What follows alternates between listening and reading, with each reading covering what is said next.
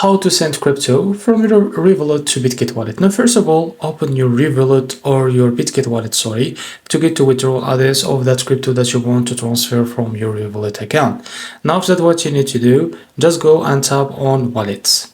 Now, as you can see here from the top, you can select the network that you can select it on Revolut to transfer the crypto. I suggest to select the BNB chain. Now after that, select your token, for example USDT. Now after you select it, now click on receive. After that, just click here to copy the withdrawal address. Now go and open your Revolut app. Now after you open your Revolut app, tap on crypto or search for crypto in the app.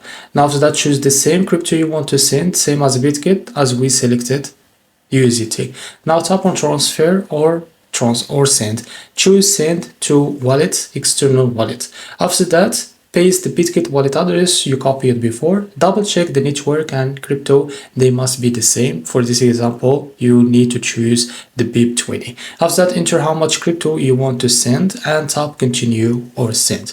So after that, you need to confirm. You may need to enter a code or confirm with Face ID or fingerprint.